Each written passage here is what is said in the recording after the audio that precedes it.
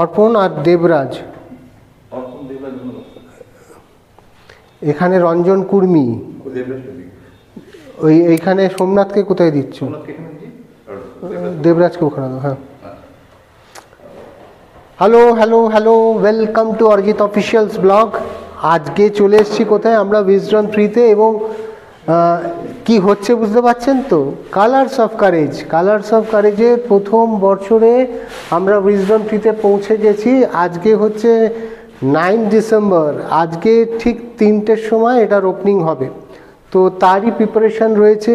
আমার সাথে রয়েছেন সুজিত সাউ, মিস্টার সুজিত রয়েছেন, মিস্টার অরুণ কুমার রয়েছেন। বাবা অরুণ, কিছু বলো। ক্যামেরা নিয়ে চলছে কাজ, এখন সব লাগানো হচ্ছে সব ফটোগুলো। তো তুমি কিছু রেকর্ড করছো? তো রেকর্ড চালিয়ে যাচ্ছে সকাল থেকে, রেকর্ড চালিয়ে যাচ্ছে। ওর মিটার ডাউন হয়ে গেছে, ও বলতে চাইছে এটা। তো আমরা উইজডম ট্রিতে চলে এসেছি এবং কালার্স অফ কারেজের এটা প্রথম বর্ষ। একটু ক্যামেরা পার্সনকে বলবো একটু ব্যাকে যেতে। এইটা একটা ছোট্ট রিসেপশনের মতন জায়গা আছে, যেখানে আপনারা উইজডম ট্রি থেকে ঢুকলেই এখানটা পাবেন। এইখান থেকে শুরু হচ্ছে আমাদের এক্সিবিশন জোন। তো এই জার্নিটা কিভাবে শুরু হয়েছিল, স্মৃতি কোথায় থাকবে, এই ব্লগে থেকে যাবে। এটা ফেসবুকেও দেওয়া হয়, তো আপনারা আমার সাথে কানেক্টেড আছেন যারা, সবসময় দেখতে পাবেন। তো আসুন একটু ভেতরটা দেখিনি কীভাবে প্রিপারেশন চলছে। এখন ছবি লাগানোর কাজগুলো চলছে এক একটা ওয়ালে এক একজন আর্টিস্টের। এটা হচ্ছে রিমা ব্যানার্জি, আর এটা হচ্ছে সোহম দাস। এখানে কার্ডটা দিচ্ছ মুক্তি, এখানে অর্পণ সর্দার, আর এখানে সোমনাথ হচ্ছে এখানে, আর দেবরাজ হচ্ছে এটাই তো। তো এই একটা ওয়াল, এখানে দেবরাজের ছবি চলে আসবে, এখানে থাকছে সোমনাথ, ওখানে হচ্ছে অর্পণ সর্দার।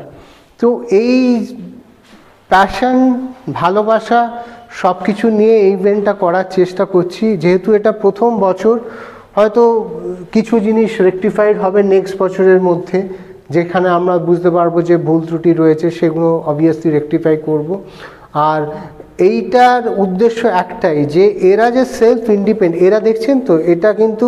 এবং এখানে আরেকটা জিনিস করছি আমি, এরা লাইভ কয়েকজন, সবাই পেরে উঠবে না, কয়েকজন কিন্তু লাইভ পেন্টিং করবে এখানে। মানে তারা কিভাবে ওদের এই চ্যালেঞ্জেসগুলো ওভারকাম করে তারা পেন্টিং করে। সচরাচর আমরা একটা নর্মাল আর্টিস্টকে যেভাবে কাজ করতে দেখি, এদের কাজ করার ধরনটা কিন্তু একদমই অন্যরকম হবে।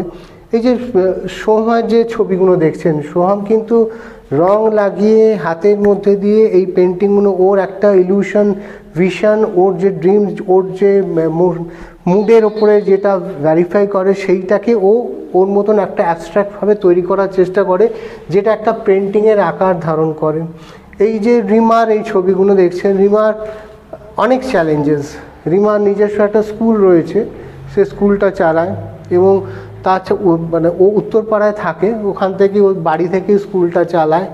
এবং জীবনে এত হার্ডেলস, এত লড়াই, এত কষ্ট, কিন্তু সবসময় যেভাবে কথা, স্যার ভালো আছি স্যার, এই যে শব্দটা, এই যে ভালো আছি, যেটা আমরা অনেকেই বলতে ভুলে যাচ্ছি, ভালো থাকার জিনিসটা আমাদের জীবন থেকে হারিয়ে যাচ্ছে। তো ওর ওই স্কুলটা নিয়ে ছোটো ছোটো বাচ্চা আর ছেলেমেয়েরা, ওর স্টুডেন্ট আছে, বাড়িতে এসে ক্লাস করে, এবং ও যে ওর সংসারটাকে নিয়ে লড়াই করার চেষ্টা করছে, ভালো থাকার চেষ্টা করছে, সেটা ওকে না দেখলে বোঝা যায় না। অরুণের সাথে একটু, অরুণ কী মনে হচ্ছে যে আমরা যে এই যে কালার্স অফ কারেজটা এই বছর নিয়ে আসছি, কি মনে হচ্ছে যে এটার উদ্দেশ্যটা যেটা নিয়ে নাবজি আমরা কতটা? নিয়ে সবথেকে বড় বিষয় হচ্ছে ফিজিক্যালি চ্যালেঞ্জ। এরা যে এত সুন্দরভাবে এঁকেছে, এবং এরকম আমার মনে হয় না কলকাতার বুকে এটা ফার্স্ট টাইম। আর তারপরে ওদের মধ্যে থেকে যে এত কিছু যে পাওয়া যাচ্ছে, এটাও কিন্তু আমাদেরকে বলতে গেলে আমাদের উচিত ওদেরকেও সবার মাঝখানে, মানুষের মাঝখানে ছড়িয়ে দেওয়াটা উচিত। একদমই এই পয়েন্টটা ধরেই আমার মনে হয়েছিল কাজটা শুরু করা, এবং এই উদ্দেশ্য নিয়ে যে যাতে ওদেরকে মানুষ চেনে, জানে, ওদের লড়াইটা ফিল করে। এবং এই সব ছবিগুলো কিন্তু ফর সেল।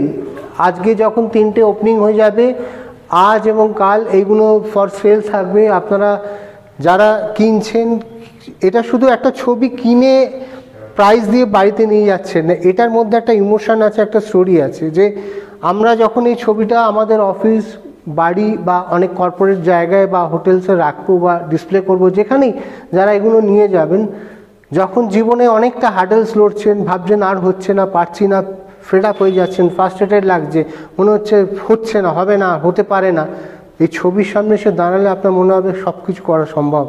যদি এরা পারে, এরা লড়াই করে এত সুন্দর জিনিস করতে পারে, তাহলে আমরা কেন পেরে উঠছি না, আমরা কেন পারছি না?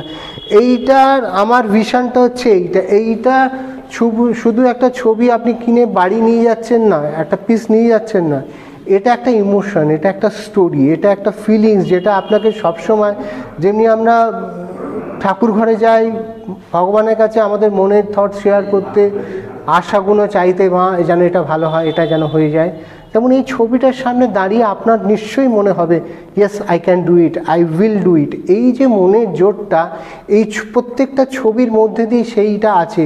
কে কতটা পারফেকশন নিয়ে এঁকেছে আমার বিষয় ওটা না, কে কত বড় আর্টিস্ট, এটা কোনো কম্পিটিশন হচ্ছে না। এখানে 6 জন আর্টিস্টের ছবি ডিসপ্লে হচ্ছে, এখানে ফার্স্ট সেকেন্ড থার্ড নয়, কে সিনিয়র কে জুনিয়র কে না, এটা বিষয় নয়। বিষয় হচ্ছে একটা ইমোশন, একটা ভালোবাসা আর একটা মেন্টাল স্ট্রেংথের। যখনই আপনাদের এই ছবিটা আপনারা নিয়ে বাড়িতে রাখবেন, ডিসপ্লে করাবেন, আপনাদের মনে হবে আমি কেন পারবো না, এরা যদি পারে আমার, এটা একটা মেন্টাল মনের শক্তি যোগাবে আপনাদের।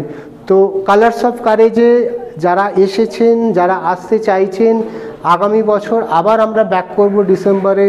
অরিজিৎ অফিসিয়ালসের এটা একটা নতুন উদ্যোগ, তো আমার সঙ্গে থাকুন। আর এই দুদিন আমি অনেকগুলো ব্লগ করব, সবগুলোই আপনাদের জন্য নিয়ে আসবো। সবাই ভালো থাকুন, সুস্থ থাকুন, আর অরিজিৎ অফিসিয়ালস ব্লগের সঙ্গে থাকুন। আর আমার যে মেন ইউটিউব চ্যানেলটা অরিজিৎ অফিসিয়াল ইউটিউব চ্যানেল, ওটাকে সাবস্ক্রাইব করে ছড়িয়ে দিন, মানুষের সাথে একটু সাবস্ক্রাইবটা বাড়ান না, বাড়ালে তো আমার কাজটা আপনাদের কাছে পৌঁছবে। সবাই ভালো থাকুন, দেখতে থাকুন অরিজিৎ অফিসিয়াল ব্লগ।